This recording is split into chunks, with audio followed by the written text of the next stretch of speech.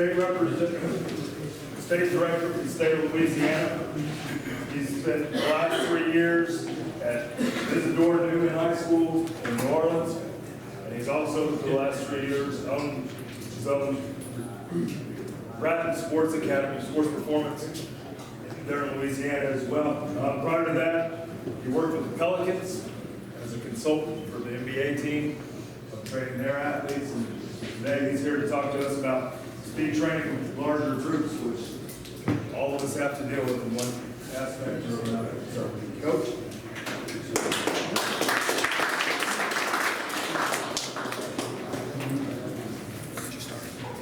All right, thank you, Coach. So I get the after lunch crowd, so that crowd. I'm going to try and keep it lively and moving so we stay awake. Guys, thank you for being here this weekend. These events are extremely important. I love the NHSSCA events. The opportunity for us to come together as high school coaches, I believe the impact that we have is truly great.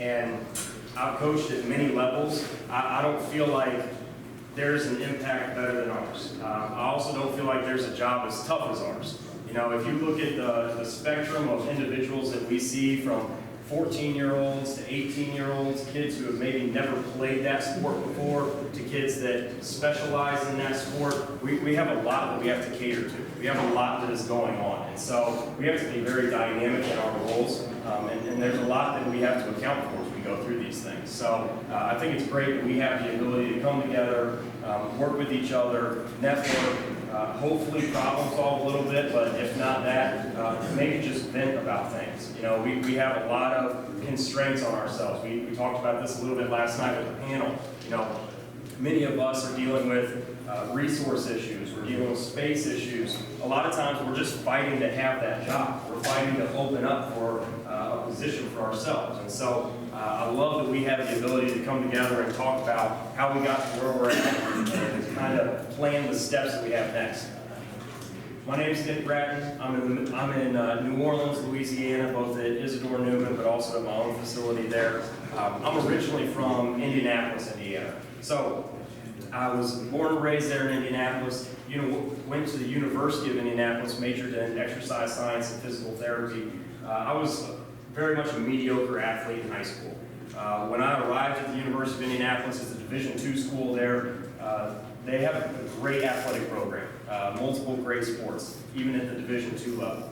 I decided that I was going to walk on to the track team, really just to meet people, to meet girls more than anything. That was my sole reason, but it ended up changing the trajectory of my life a little bit. I was very focused on physical therapy and going that route, but I realized a couple of things about myself once I joined the track team and I became a part of that. So, like I said, I was a mediocre athlete. When I stepped onto the team, I was worse than that. As we would go through practices over the first couple of months, I started to notice some things. As we would go through our reps, I was a sprinter. I was a 200, 400 runner. So as we would go through our reps, I would notice that the other guys that I was training with would cross the line, they might hunch over, take a breath or two, and then they'd get up and they'd walk away. They'd be back to the start line for the next rep. I'd cross the finish line, I'd collapse on the ground, I felt like my ass was going to fall off, my head is throbbing, my lungs are burning. I'm like, this makes no sense. How is this happening? And so, as I started to pay attention to these other guys that I was running with, I was focusing on the things that they were doing that I wasn't doing.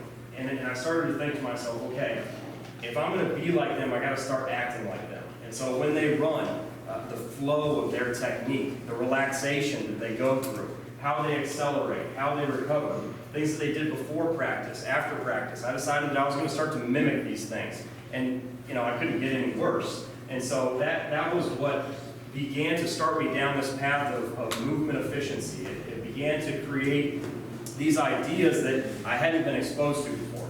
Now, I also had a great strength conditioning coach and a great track coach. My strength coach was Steve Barrett. He's part of the Hatch system.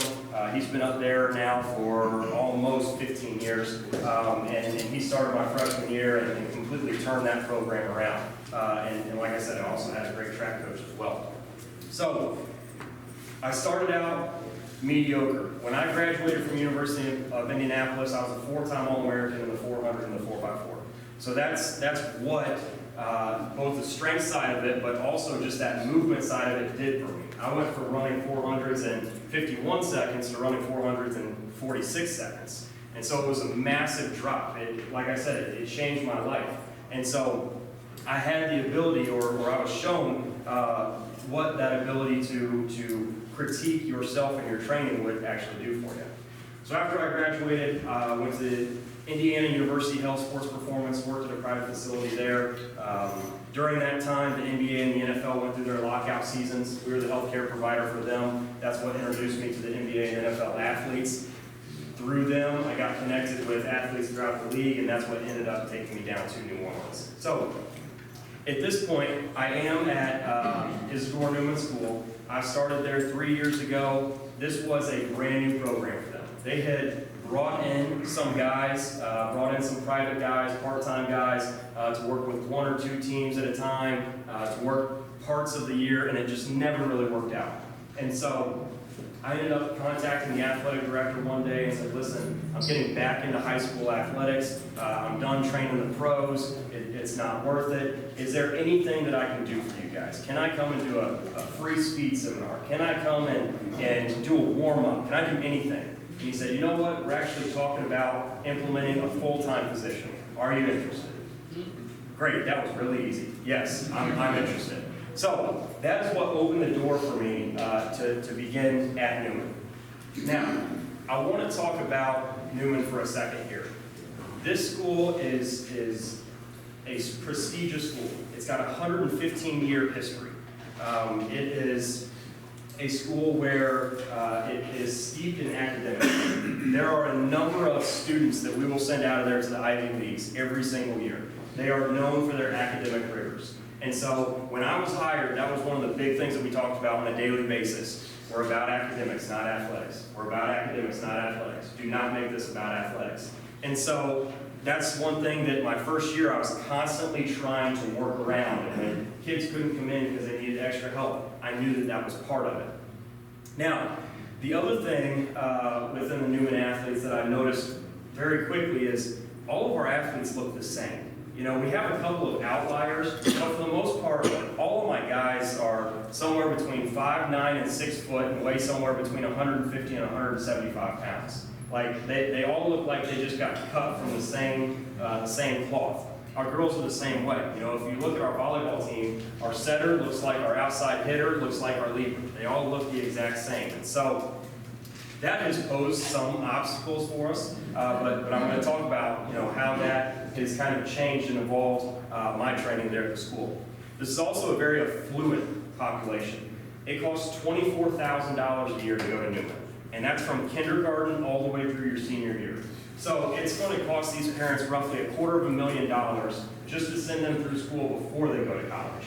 So again, this is a population that's a little different than what I am used to. You know, I grew up in the middle of cornfields and pig pastures. So coming to a school like this, I had to adapt a little bit. You know, I have to deal with parents coming in and saying, listen, I pay you to do this, so I need you to do this. You know, talk about delicate conversations. That's a tough one. That's one that I've got to battle daily. The other thing is these kids, like I said, we're steeped in academic rigors. These kids are very intelligent, very, very intelligent. And we all know that this is the information age. If you tell them something, they'll just pull their phone out and Google it and make sure that you're telling the truth. You know, they can find information as soon as they want to. And so that's another way that the program has been shaped a little bit. I make sure that when we implement anything, that I'm telling them exactly why we're implementing it, how it's going to help them, how it's going to benefit them, how it's going to translate to what we're doing on the competition field. And so